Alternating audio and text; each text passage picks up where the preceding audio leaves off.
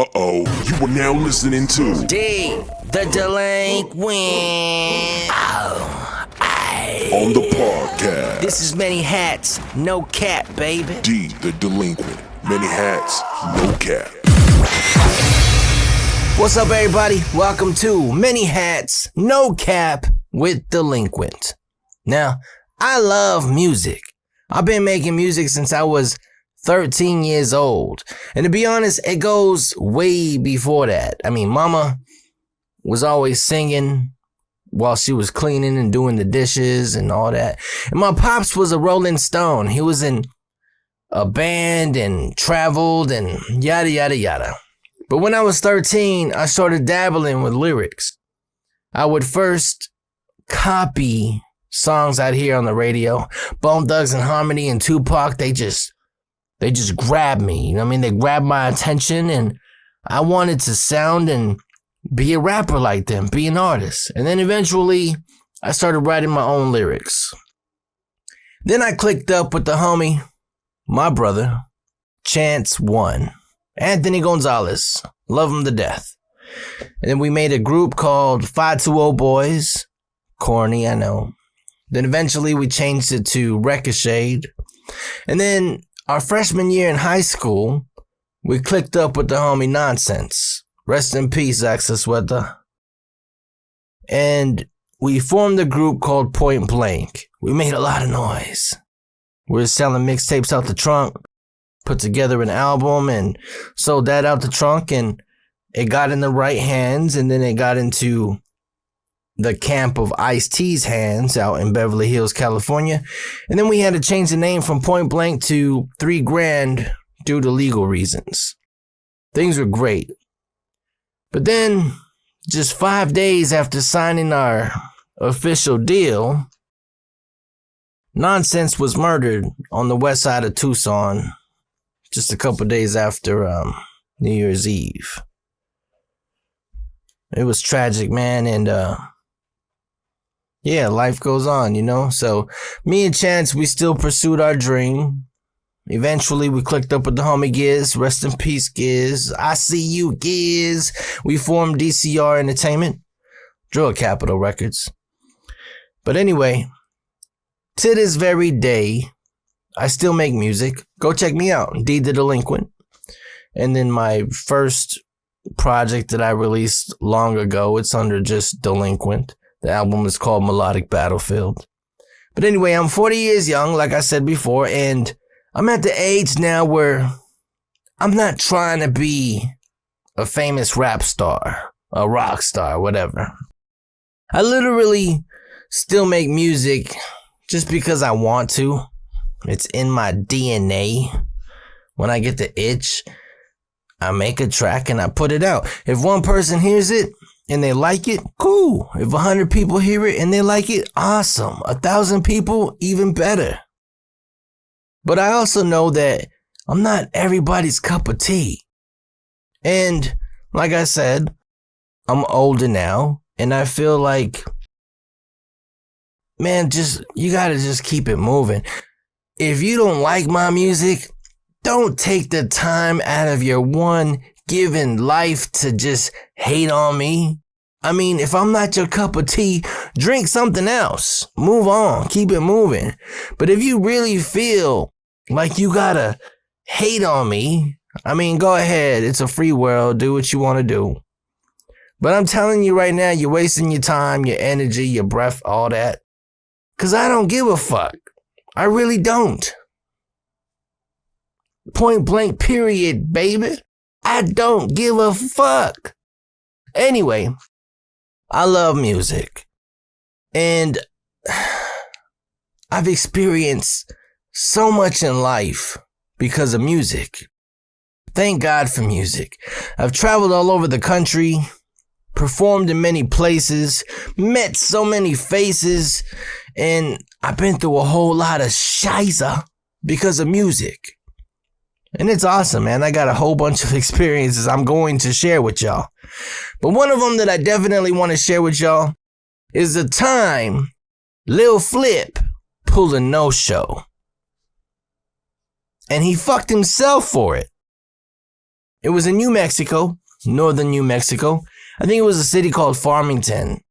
It was like a reservation. Lil Flip was hot, semi-hot. I mean, he wasn't like burning hot, but he was still sizzling.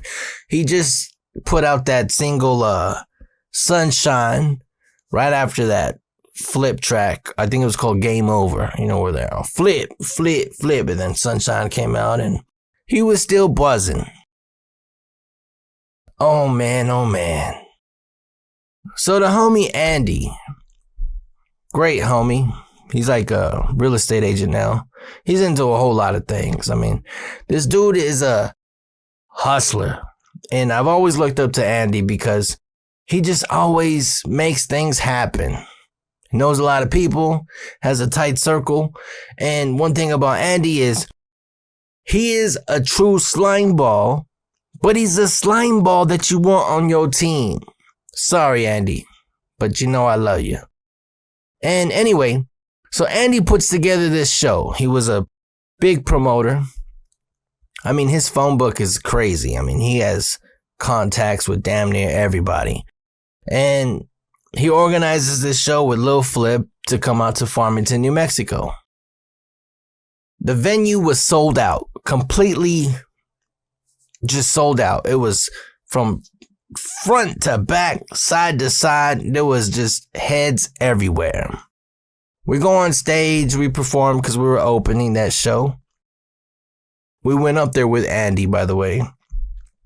Andy's from Tucson. So when we were done performing, I mean, we rocked it. Everybody was happy. Everybody was just feeling good. It was about maybe midnight. Excuse me. And Andy sends me a text. Come see me right away. He's never sent me that before. Usually our routine is we go to the show, perform, we hang out. When the show's over, we meet each other back at the hotel or at the airport, whatever. He's never sent me a text where he says, come see me right now, right? Andy was working the front door with a female that he had with him that was, working with him part-time or whatever. And all right, cool. I get the text. I get my homie Chance and we go see Andy. What's good? What's going on? He says, real concerned too. I mean, Andy did care. He really did give a fuck. He says, covering his mouth because he's afraid there's a lip reader in the crowd or some shit. Lil Flip ain't coming. I go, what? Lil Flip ain't coming. Lil Flip missed his flight. What? Yeah. We got two options. This is Andy saying this. We got two options. One of us goes on stage. Why the fuck one of us? This is your show. Anyway, this is what he said. One of us goes on stage and we tell the people Lil Flip ain't coming. And then we see what happens next. Or two, we take this money and we go back to the hotel and we let the people figure it out. I look at Chance and I'm like, bro. Chance looks at the crowd and he says, fuck this. Let's just get the money and dip. I mean, it ain't our fault. It's fucked up, but it ain't our fault. And if we were to go up on stage, think about this. Telling a full venue, the main attraction ain't coming. They gonna get crazy. It was already like midnight. People are already tipsy. And the way it is out there in the reservations, they get wild, son. So anyway, and plus, Andy was always trying to save $1. He didn't have the right amount of security there. Never did. Anyway, we chose option 2. Take the money and run. So Andy gets the money. It was like a little security box, a little safety box with a key that he bought at Costco or something. We go out to the parking lot and we realize our cars are parked in. There's so many people in this parking lot, we can't get out. So we figure, hey, the hotel is 4, maybe 5 miles away. Let's just go there. All right, cool. And it was a nice night. It was a summer night, and it's real beautiful out in New Mexico in summertime, at nighttime. So we start walking. As we're walking, somebody from the venue, I think just a regular cat or a local artist there, opens the door and yells, "Hey, what's good? Where's Lil Flip?" We're not even 100 feet away from the venue.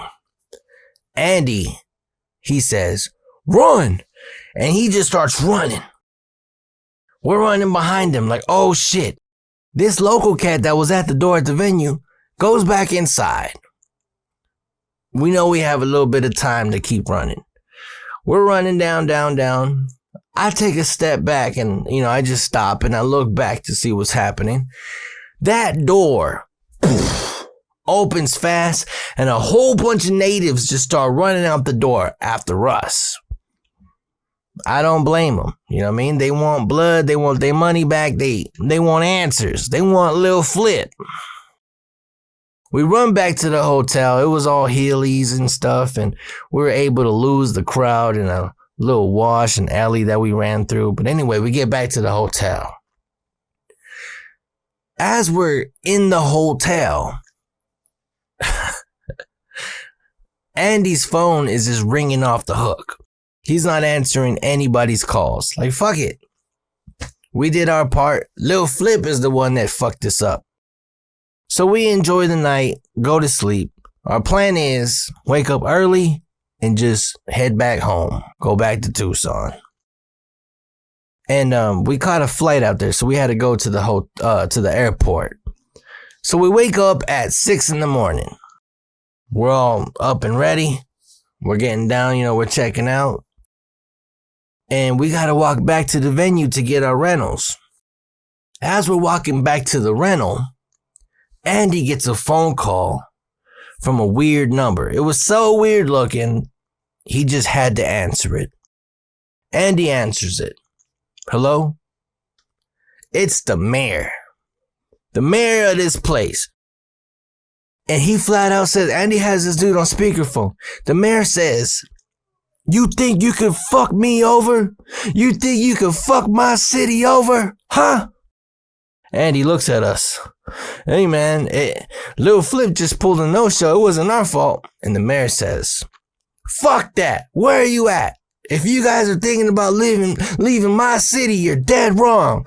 And then the mayor hung up on him. And Andy says, "We better move quick, bro. Let's get the rentals, go back to the airport, and get the fuck out of here." Cool. That's the plan. We do a little light jog, get to the rentals, hop in the rentals, go to the airport. Well, when we get to the airport, sheriffs are there. A whole bunch of them. And they spot us. They know we ain't from there. I mean, you know an outsider when you see an outsider. And damn near any city. You know what I'm saying? So they knew that we was them. Sheriff stop us, pull us aside, make us all sit down on the curve. And Andy's like, "Listen, I'm going to give you guys Lil Flip's number because this is just bullshit." So anyway, the sheriffs ain't hearing it. They're just making us wait.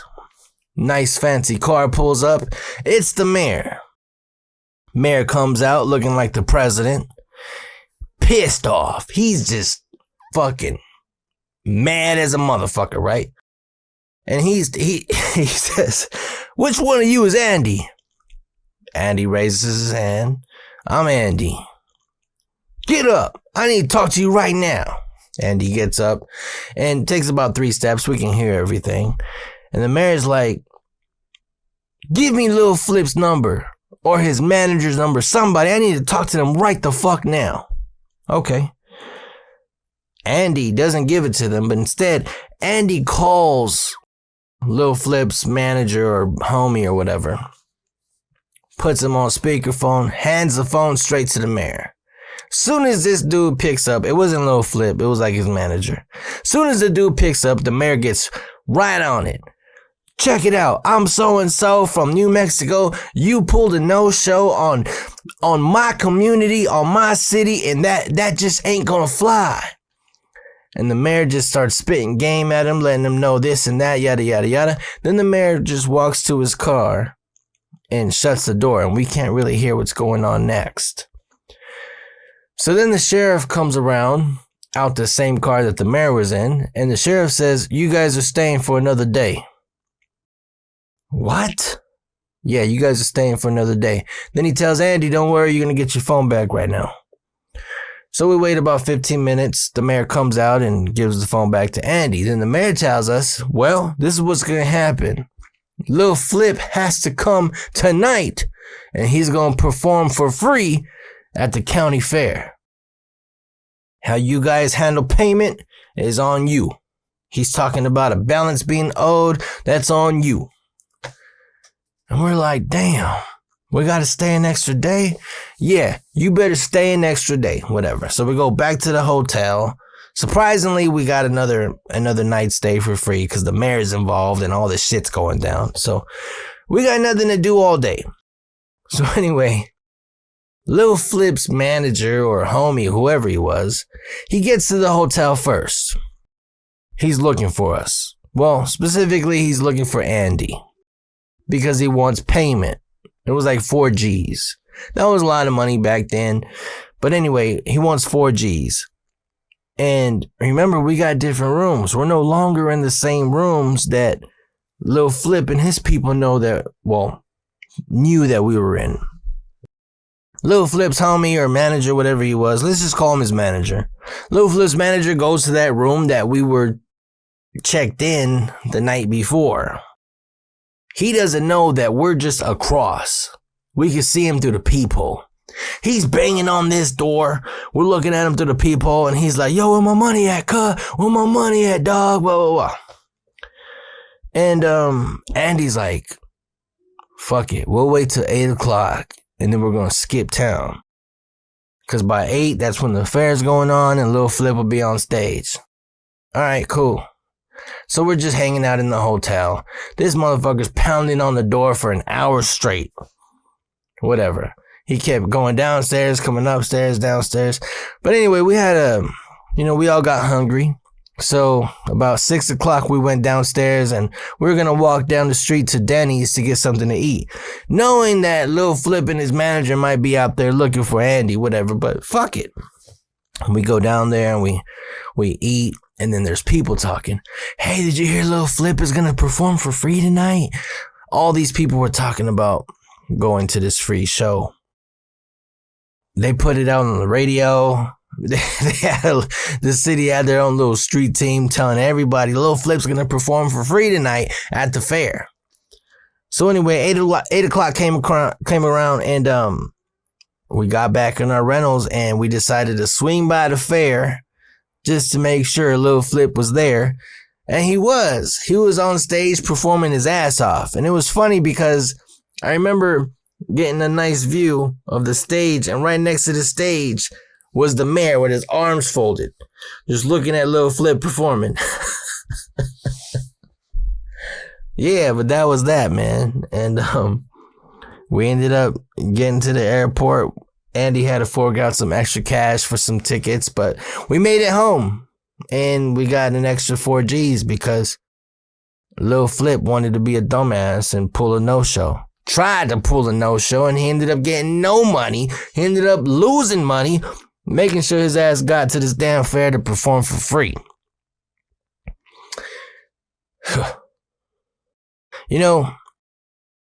When I think about it, I've opened up for many major acts. And another crazy story is with DMX. Not a lot of people know this one, but a lot of people that do know it, it's only because they were there.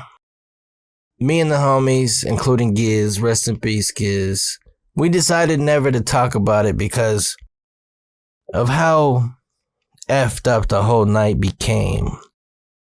So DMX was in town performing at a nightclub here in Tucson, and the after party was at another club which is shut down because some knucklehead got into some crazy shit in the parking lot and dude ended up getting killed, yada, yada, yada. Anyway, so I'm just going to take you straight to the after party. We're at the after party. DMX makes it clear that he doesn't want anyone taking pictures of him and he doesn't want to be bothered. All right, cool. Well, earlier that day, the homie Giz bought his wife's sister a brand new camera, $800 camera. And right when DMX gets to the club, Giz's wife's sister takes a picture of DMX. DMX sees the flash, goes crazy, goes over to our VIP section, snatches the camera, puts it in his jacket pocket, the inner of his jacket pocket, and goes back to his VIP section. She comes up to all of us and she tells us what happened. Yo, DMX just jacked my camera. Now, to a lot of ballers out there, $800 ain't nothing to go crazy about. But when you a gutter boy, $800 is a lot of money. So Giz wasn't having that. He automatically flips out. Fuck that. I don't give a fuck who DMX is. I want that camera back. And my loyalty to Giz was always deep. So he gets up. I get up. I'm gonna go with him.